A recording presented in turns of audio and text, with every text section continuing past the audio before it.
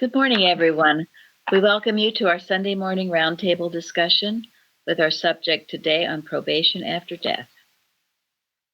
We're so glad you could join us today, and we are recording from the Plainfield Christian Science Church, Independent, Plainfield, New Jersey, in the United States of America. And a warm welcome to you all, and we have two visitors today too, so Shelley and Janet. All right, we will start with our morning prayer. I'm reading this morning from page 65, Prayer for Oneself, and also a short excerpt from 195. I thank thee, Father, Mother God, that neither ignorant, fraudulent, nor malicious mortal mind can reach me, affect me mentally, physically, financially, or otherwise. And I know it. For God is the only power, that I am not the victim of aggressive mental suggestion, nor the target of malicious animal magnetism, claiming to operate through any channel whatever.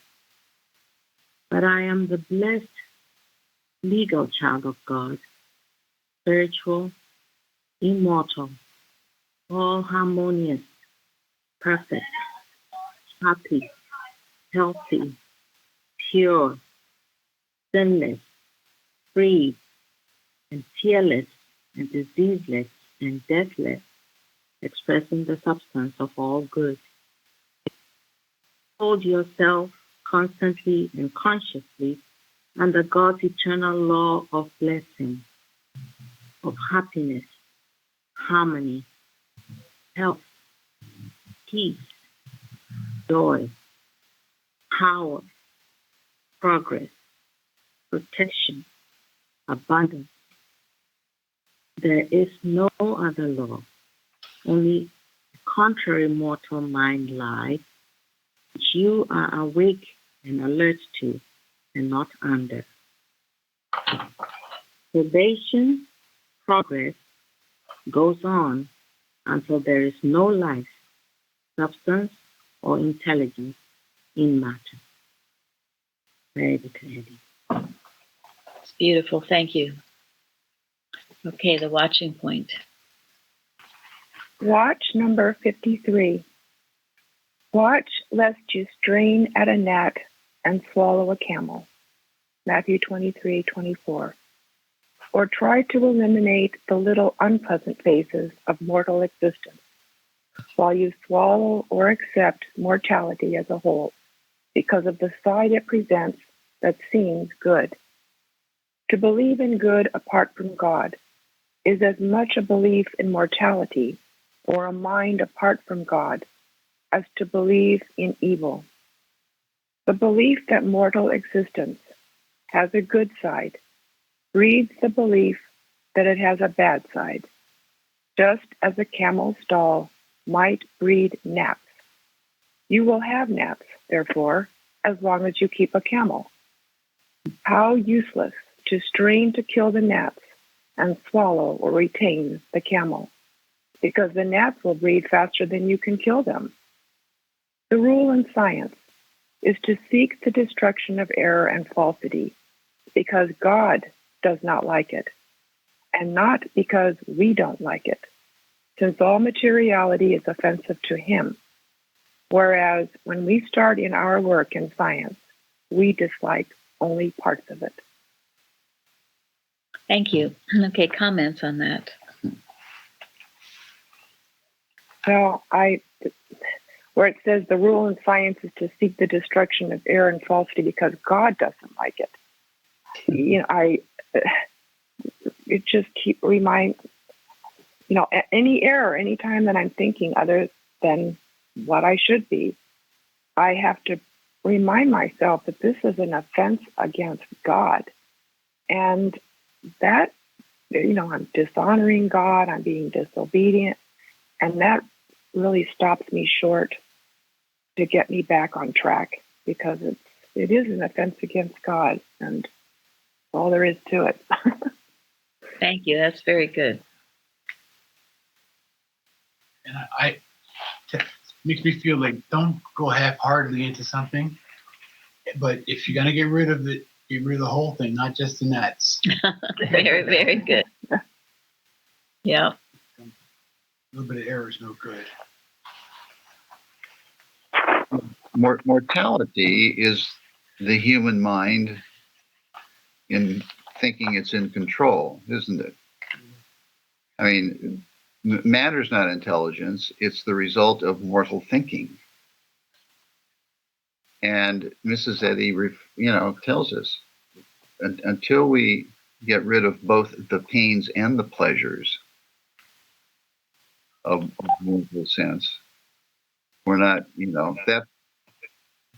that's what is required to make progress spiritually. And Mrs. Evans used to repeat regularly the human mind, which is the source of our belief in materiality. The human mind is a murderer. It doesn't have a good side, even though it tries to present to us a good side.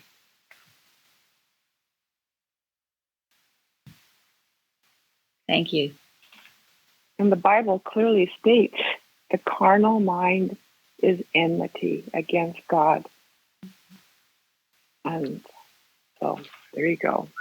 Right. Yeah, that's right. There's no question about it. Now, I've given this to you probably many times before. It's one of my favorites from Mrs. Eddy. It's in her article on Day, but it goes along with this watching point, and that this is the quote: "I tell you the truth when I say there's only one source of all good. The conscious recognition and acceptance of this fact, acknowledged by every activity of the mind, not 2 or 3 times a day, but every few moments, all day long, no matter what the outer self is doing, and this maintained, will enable anyone to express his perfect freedom and dominion over all things human."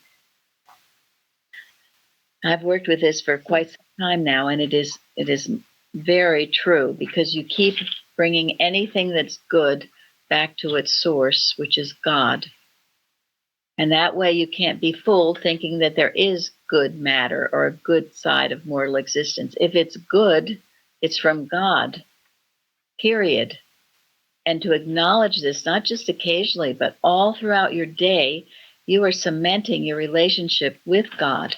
This is a highly important statement from Mrs. Eddy. And it goes along with the watch, because it says, to believe in good apart from God is as much a belief in mortality or mind of God. And then it's in the lesson too. "And he said unto him, Why callest thou me good? There is none good but one, that is God." And that's very important, that you not see yourself as being good or as ever achieving anything good. If it was good, God was working through you. This keeps you safe, because it's the humility that is required to do the work for God. It must be. So keeps you from saying, "Thank God I'm not a man." Yeah, right. Yes. I think it's. Go ahead. It is also good that then the source of all bad is mortal mind, and that's what God has not created. So it makes sense what you say about looking to God alone as the only power, the only lawgiver. He's all supreme. That's it. That's it. And that's why, you don't think of yourself, you're not good, but you're not bad either. You don't personalize evil. And it was in that quote we had last night in our watch. And that was something that Bob had sent to me a while ago.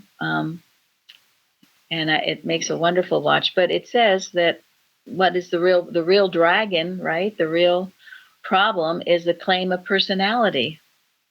And the claim of personality says, hey, I'm really good, or hey, I'm really bad, or whatever. It declares a selfhood apart from God. And she says this over and over and over again in our work to make sure we are handling this claim of personality, a selfhood apart from God. There is truly no such thing.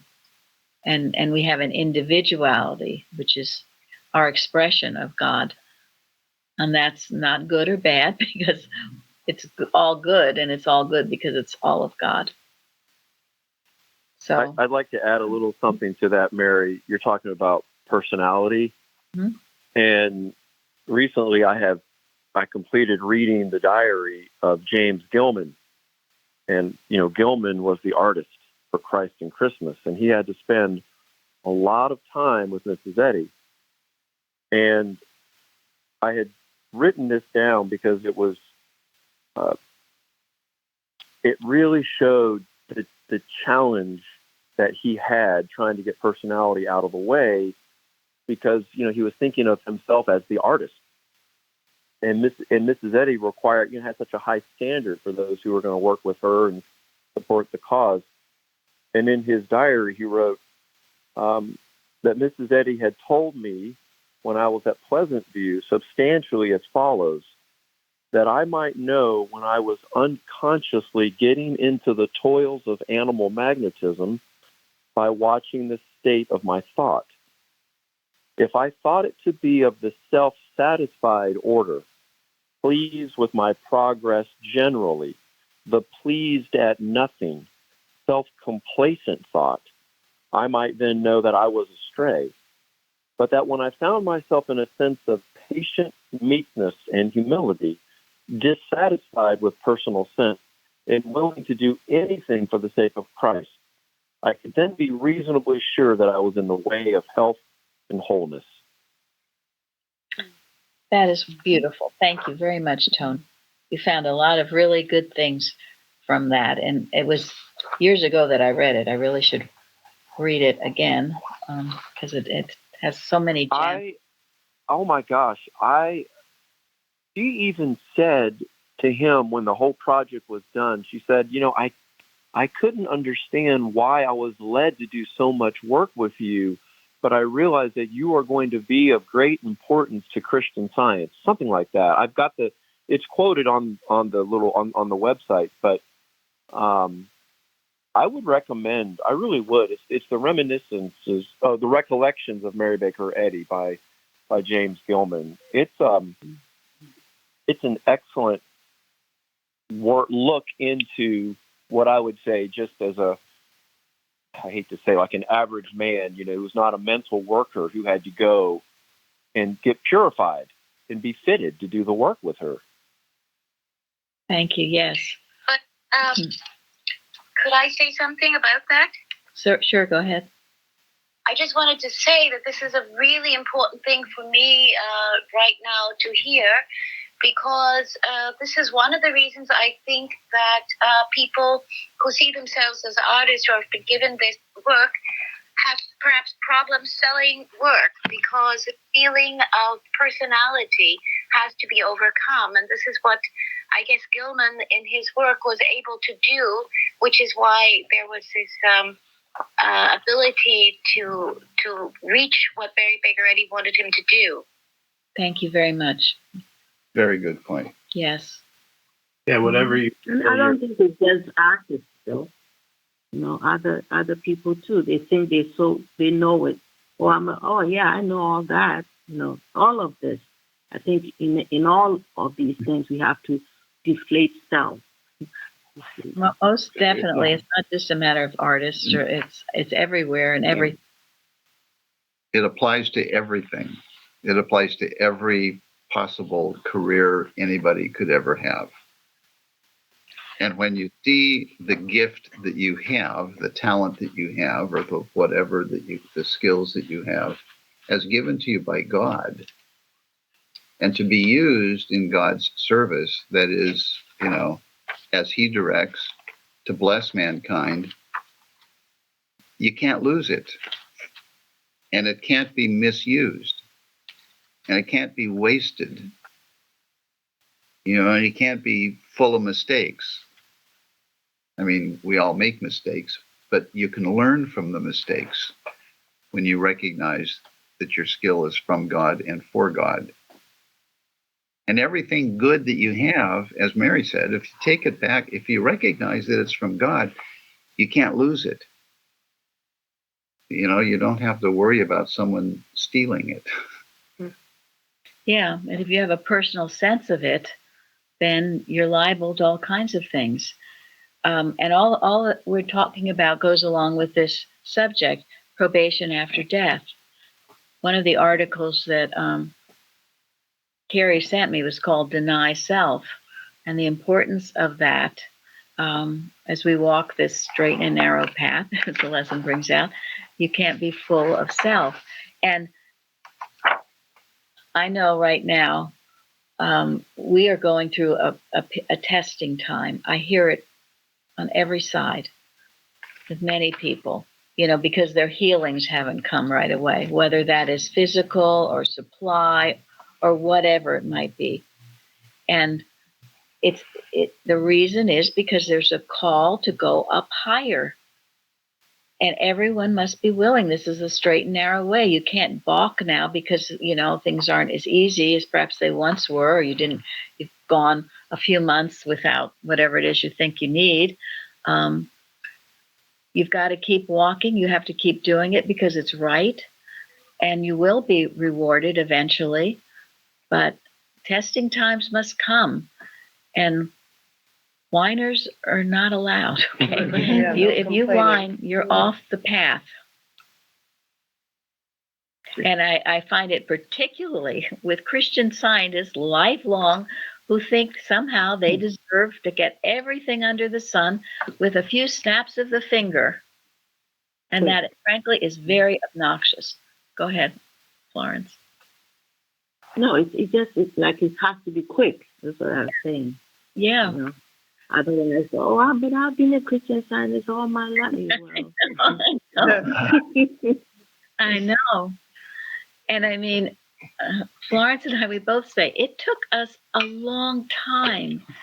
You have to be willing to just walk the walk and stay on that path, whether you get immediate rewards or not. I also think that that's when you're doing it for God. If you're doing it because it's required of you. It's not, I want this. As the watching point talks about, what does God want? So you do it anyway, right? You do it anyway. And as I will say it again, I never thought I would really smile again. And here it does come. It does come. But anyway, never mind. Well, and that also is in the lesson, isn't it? Citation 12, where she says self-abnegation is a rule in Christian Science. It's not an option. It's a rule. And everybody knows what self-abnegation means? Denial or renunciation of self. Yeah. Denial of the thought that you could have a selfhood apart from God. It all says the same thing, doesn't it? Yeah. Get the darn sense of self out of the way. And get the right sense of who you are. It's like the end of, is it Finance, where he says that I have only to be recognized to be in hell? Mm-hmm. So, Yeah. Don't recognize yourself. Well, and it means even if you are in hell, God is there with you. You just have to recognize that he's there. You'll be lifted up out of it. And many of us, I know there were times I felt like I was in hell. I don't know what else could have been worse than what I was going through. But all of those times, when you look back on them, you see the growth and the change. This is the probation after death, or before, anytime. It's a probation period. We are in a probationary period. So it's my answer to anyone who says, well, I've been working now a few months and this problem is still around. Well, okay, so what? Working a few years. Yeah, how about a long time? And it never stops. Being a Christian Scientist doesn't mean you're going to have this perfect life. If you think that, you are here for the loaves and the fishes, okay? And you better just go off and do something else. That's New Age. Yeah, it's New Age. Do New Age if you want. Yeah, But we're called to be servants, not masters. Yes. May I say something? Of course. Yeah, and it's not about giving up anything except false concepts of those things, right? Exactly. I mean, it's about a false concept of yourself, that you have one of your own. It's about, when it says in the lesson, giving up mother and father and sister and brother, that's all. It doesn't mean you walk away from your family. It means that you give up that false sense of family, right? Thank you. Yes, I was going to bring that up next. That's exactly right. And that quote, and everyone that has forsaken houses or brethren or sisters or father or mother, etc., is carved in stone in the extension of the Mother Church. Mm-hmm. It's all light and light, the things she put in that. And she handpicked each things that she had, every quote, and there are a lot of them, especially in the extension. But that's exactly right. You give up your wrong sense of it, your personal sense. And if you have a personal sense of your family members or friends, that will have to be purified. And guess what? It's in the lesson this week too. Science or suffering. All right. So you can either purge yourself of the personal sense through prayer and study and cleansing, or you will suffer because of it. And that's not my opinion. Okay, it's not my opinion. This is biblical. And the suffering serves a useful purpose. The only purpose of suffering is to force you to do what's right. Mm-hmm. And I think when you give up those false concepts, you get rid of all the baloney that goes along with, supposed family, all the dysfunctions and all the personal stuff, right? Most Exactly. definitely. Good riddance. Good riddance. And that's the whole point of it. Mm-hmm. Mm-hmm. And wonderful. Who are your brothers and sisters? They're those that are walking this path with you. And they're the ones you have most in common with, and can talk to most freely. And others will come along eventually, but you will do more good by knowing this and maybe taking some stands with them if you need to, than by just accepting it and going along with it. And no, you can't do that. This is walking the walk. This is staying on the straight and narrow. It's not always easy, but it's well worth it. It's a lot harder. One of the articles was so funny. I mean, why would you want to go be on the path of destruction? I mean, seriously. And if you go off the path, you're on the path of destruction. So, who wants to do that? It might seem fun at the time. A few weeks ago, we watched The Pilgrim's Progress, which most of you have heard about. I don't know if you've read it. I think I had to read it in high school. It's in a cartoon. We've seen the cartoon version, and this was a people version, but it makes a lot of really good points. And it was written in the 1600s about staying on the path and how easy it is to be lured off. It was written in the 1600s by a guy who was sent to prison for preaching the gospel in public. Yeah. In England. Thank you. Mm-hmm. Yeah, so maybe since we're on that topic, Nancy, do you want to give to us what you sent me about the straight and narrow? Sure. I found a cordial from Spurgeon called The Narrow Gate. And he says, "Enter by the narrow gate, for the gate is wide and the way is easy that leads to destruction. And those who enter by it are many. For the gate is narrow and the way is hard that leads to life. And those who find it are few. Be up and on your journey. Enter in at the gate at the head of the way, and do not stand hesitating. If it be the right road, you will find the entrance somewhat difficult and exceedingly narrow, for it demands self-denial and calls for the strictness of obedience and watchfulness of spirit. Nevertheless, enter ye in at the strait gate. Whatever its drawbacks of fewness of pilgrim or straightness of entrance, yet choose it and use it. And I loved this. True, there is another road, broad and much frequented, but it leadeth to destruction. Men go to ruin along the turnpike road, but the way to heaven is a bridle path. Now there may come other days when the many will crowd the narrow way, but at this time, to be popular, one must be broad in doctrine, in morals, and in spirituals. But those on the straight road shall go straight to glory, and those on the broad road are all abroad.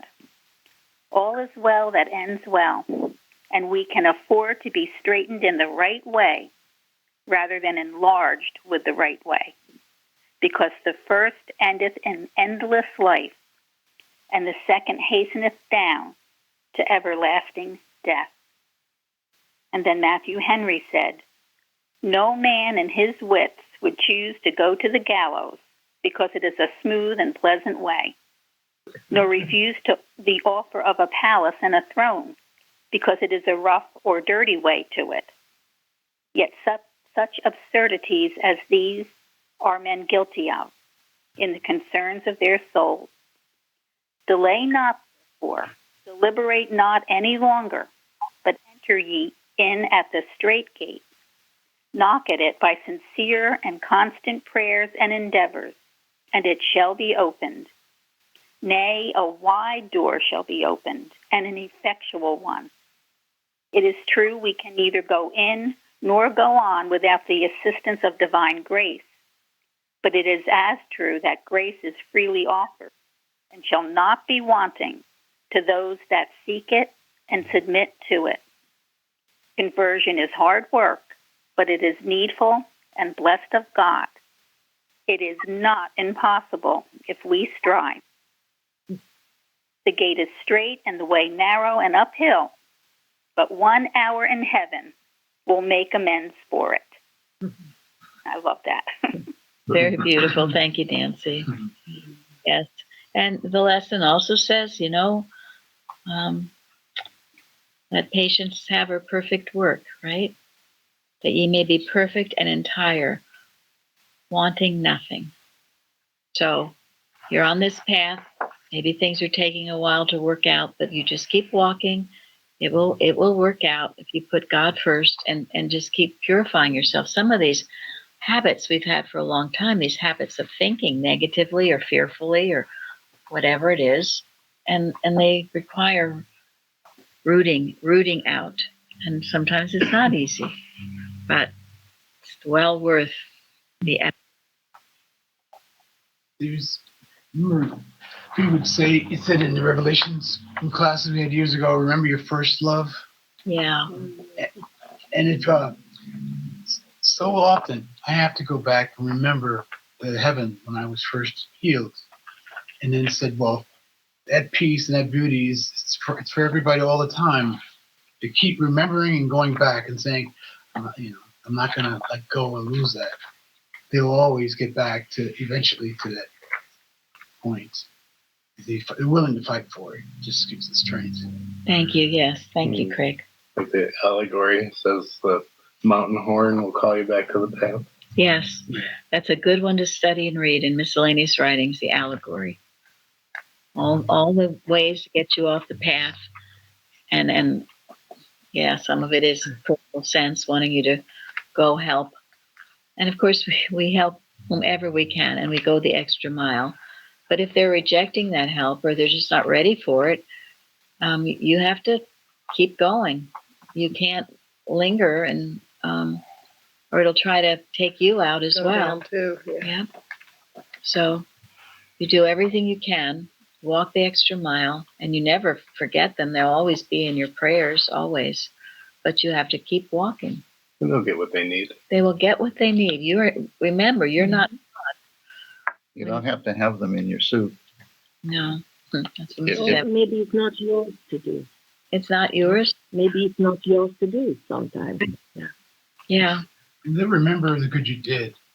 at some point when they get and say, that was really a wonderful individual that I was with. Mm-hmm. They'll remember the truth that you say. They can't help it. It'll come back when needed. But you have to trust them to God. Their salvation is in God. It's not in you. We're not personal saviors here. All we're examples. We do all we can. But then we know God is working in everyone, everywhere. And they have to come at their own pace, their own rate. So, and I love this. I always give this usually on this subject, but Mrs. Eddy in the Red Book, where she says, instead of being bound for the grave, we must know we are on the eternal road of life that has no sense of death. We must know we are on the eternal road of life that doesn't even have any sense of death. We get it all over in the papers and news and stuff. That's why it's so good to keep it turned off.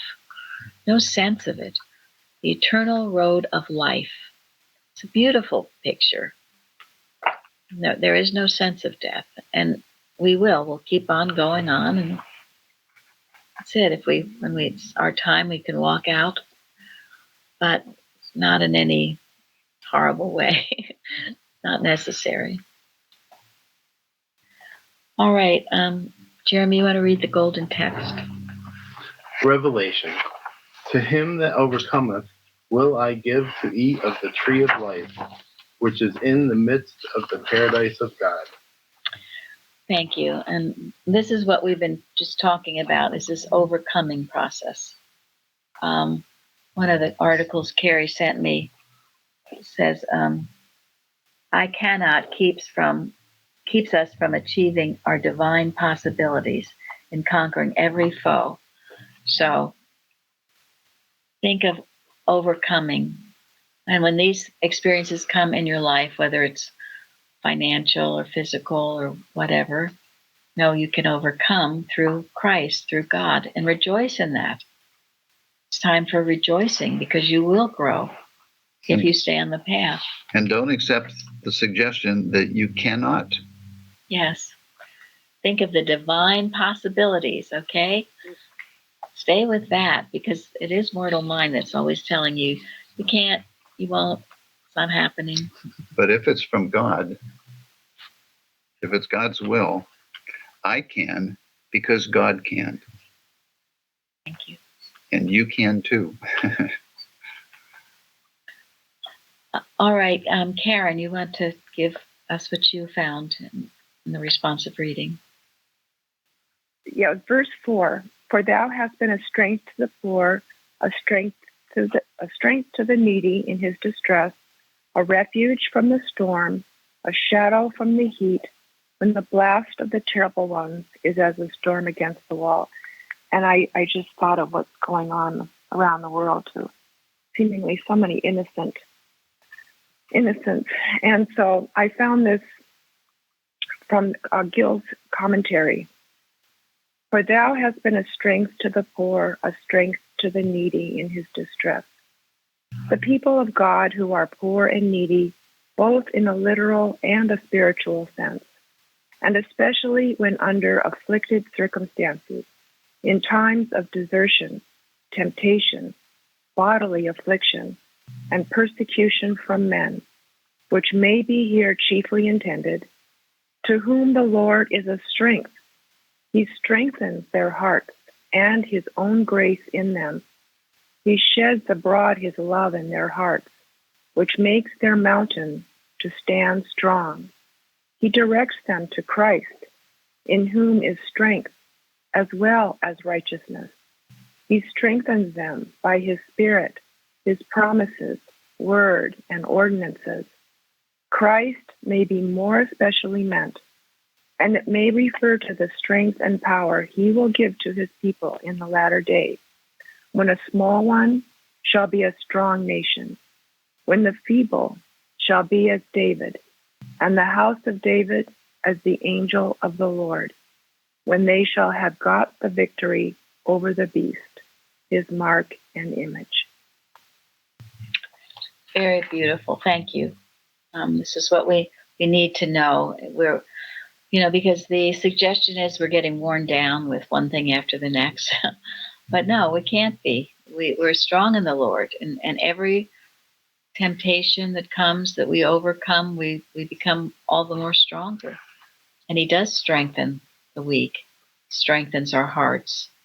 And to do this work and to pray for those who seem to have been hit badly by the blast. No, we come as a shield to protect and help. And our prayers do go out with mighty power to help all those in distress. So this is definitely part of our work. And that idea that the veil, one of the articles Carrie sent, is not the veil, the belief in mortality. And this is, again, sort of what we were talking about with the mortal mind and all of that. And it goes back to our watching points. It's belief of that matter can be good. And, we expect death. We expect to get sick. We expect all of this stuff. No, thank you. Our expectation is from God. And we must remove ourselves from this false picture. And in doing that, you have the mind of Christ. That's what it's all about. And doing that, the mind of Christ is yours. And you'll see the world differently in its beauty and grandeur. And your whole life will be transformed. And in truth, there only is that one mind, the mind of Christ, the mind of God. And the action here is destruction of that false belief, right? Not tolerating it, not putting it down, not moving it somewhere else, but destroying it.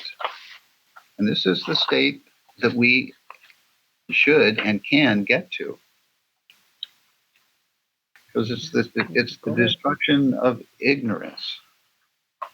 It's the destruction of every false belief, propaganda, all this stuff and the paraphernalia that goes with the belief that there is life, truth, intelligence, or substance in matter.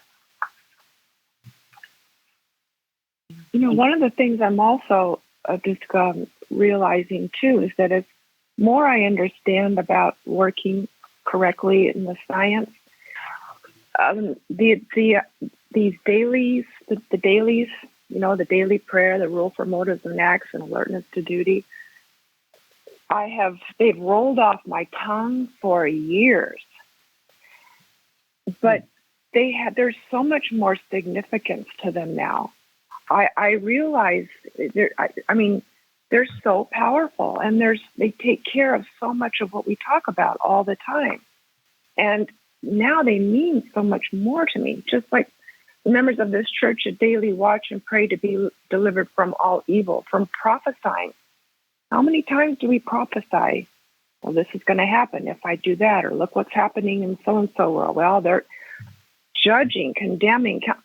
These words now just mean so much more to me in these daily duties, because I'm understanding more about working in this science. It's just remarkable to me how this is changing. And thank God for that, because that was one thing, we were taught here. These are daily duties for a reason. Those 3 daily duties are complete treatment. They cover everything.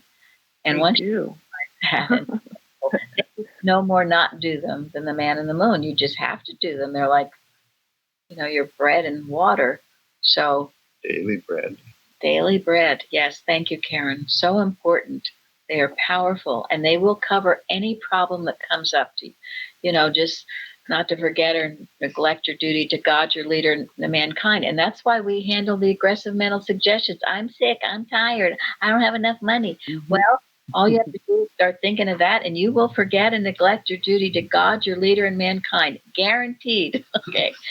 But if you do it, strength and power, whatever seems to be afflicting you will leave, because it's powerless. It has no power. You give it all the power it has. Now, this is something that Candy wrote from Wisconsin.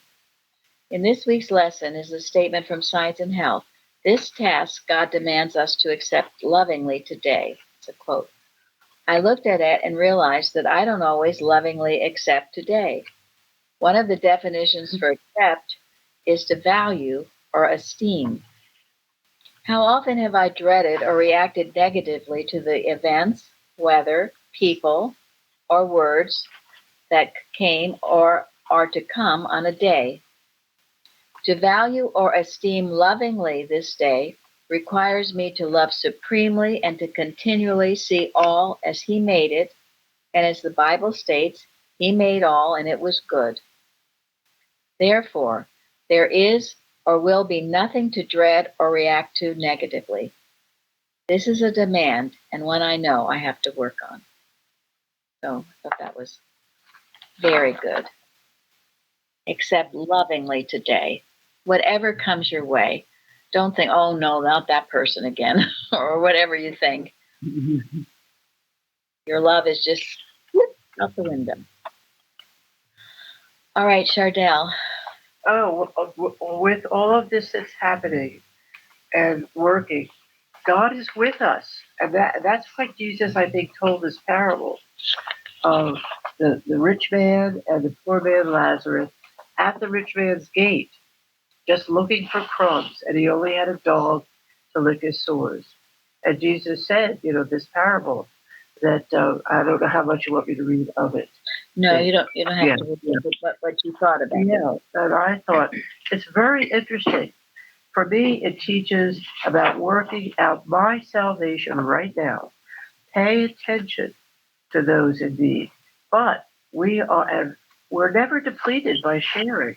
Also, we have sufficient warning and this is why Christ is doing this, just like the 5 brothers. Pay attention to what the Bible is teaching us. We would pay attention to the risen Christ if we don't ever or even listen and learn from the Bible. You can't do it unless you're working with the Bible, and then you'll know what to do. Thank you. And that's why Mrs. Eddy says it's such a paramount necessity that you read and study the Bible, and why we emphasize it over and over. The Bible, Science and Health, Prose Works. Someone told me recently, someone been in science a long time, has never read through Science and Health, and then wonders why, she has problems. Please don't be guilty of these things. Can you imagine a mathematician claiming to be a mathematician when he or she never read a mathematics textbook? And that story is such a good one, too. And here, Dives wanted, I'll go. You got to go and tell my brothers. And no. If they don't believe already, then the heck with it. And that's what I say to people. Oh, how come there are not all these miracles going on right now? If you don't believe what's gone on in the Bible, and actually what's right in front of your face now, because many miracles are going on right now, if you can't see it, well, then you got to work on yourself, not on you want to see more miracles, or why aren't all these wonderful demonstrations happening overnight or in an hour or whatever you expect them to do. You work on yourself to make sure your eyes are open, that you are seeing what's gone on and what has gone on and what will go on. That's what you need to do, not be asking for more and more and more and more. You'll never be satisfied. Well, he can work some of them. Pardon? Whoever is asking can work some of the miracles. Right. And that's what I had told that too. I said, okay, you do the miracles. That'll be great. Let's see how you do. Okay? Go ahead. See what it takes. That's fine. That's great. That is a good answer. You do it. Do these miracles if you want to see them. You're as capable as anybody else in the eyes of God. People that don't feel it, they need a change of heart. Yes. Until they do that, you pour at it, they never, it's waste. It just, when they have a change of heart, then they can actually, be part of the solution. Okay. Thank you. Very. Can you hear me? Yes, but I need to conclude now with something. So I'm sorry. There's something I was going to spend more time with, but I feel it's important. So mainly because I've been getting it on every side this week, and that is about Bliss Knapp. So first of all, and I mentioned this briefly, that Nancy in Texas evidently in the October Christian Science Journal, a message from the Christian Science Board of Directors, has it labeled to me, "A Sad Day for Bliss Knapp." She said it was sent to her from a friend who was a friend of Small Smiley's. He was in a Sunday school class. So anyway, basically it is saying that they are going to make sure that the Bliss Knapp's book, The Destiny of the Mother Church, is taken from all the reading rooms, that it is no longer sold, it will no longer be published. And I would suggest to you, if you don't have that book, you get it. Already I've seen it advertised for $100 or more. They're doing what they can to get rid of it, and they have already stopped publishing the Tomlinson's biography, the Sybil Wilbur one, all the ones that Mrs. Eddy is recognized as the woman in the apocalypse. Wow. That is what they are doing. They are getting rid of it as fast and furiously as possible. This is a very, oh my goodness, it's just the sweetest letter you'd ever want to read. It just is so sweet and loving, while in the meantime, what it is doing is totally atrocious. And Tom from New York, who also was made aware of this, said it's certainly one way to clearly define us as different from the organization. And this is part of our church. We acknowledge Mrs. Eddy as the woman in the apocalypse. If you don't like that, then go somewhere else. You can go to the organization, because they'll welcome you with open arms. And then in the or you'd be better off going to a Roman Catholic church than to go into them. Right. And all of this, and I can't even begin to follow all of it. It was over $100 million, that Bliss Knapp was going to give the church if they sold the book in the reading room, if they declared it was part of their authorized literature. And they have reneged, and they reneged in 1991 because they needed money, because they made so many mistakes and they were so getting into debt. Although now my understanding is they have billions. All of it seems to be based on money, and it gives me no pleasure to report on any of this at all. Believe me, I wish it weren't so, but people need to be informed of the history of our church and what has gone on and why so many churches are closing left, right, and sideways. And if the conditions were not fulfilled, the money was to be split between Stanford and Museum Associates, which is, I guess, eventually what happened.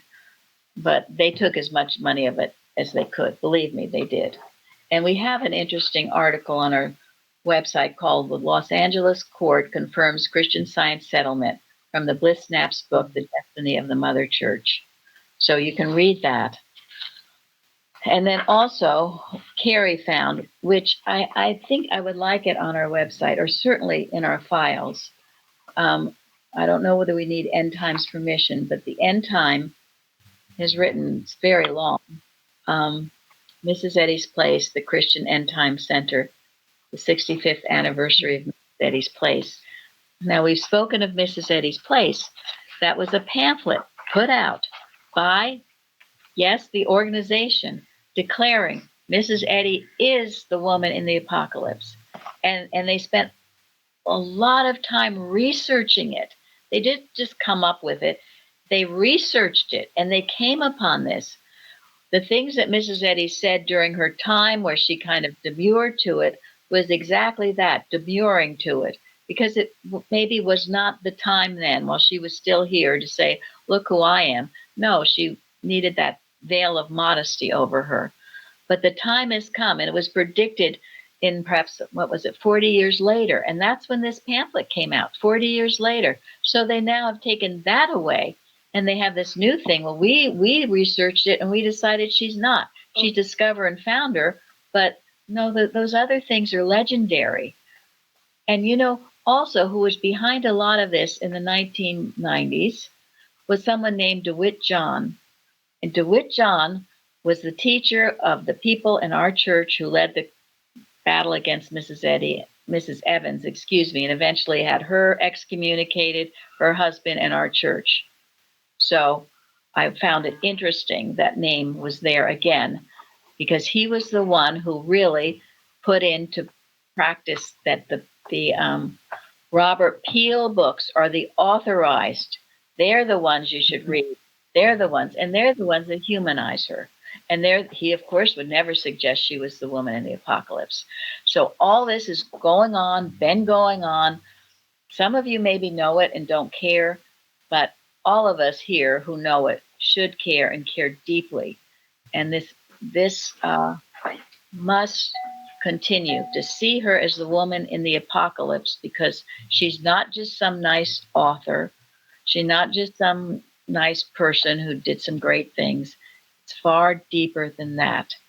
You must know the history of our church and the history of Mrs. Eddy. Thank you. It's like saying Jesus was a nice man who had some good ideas.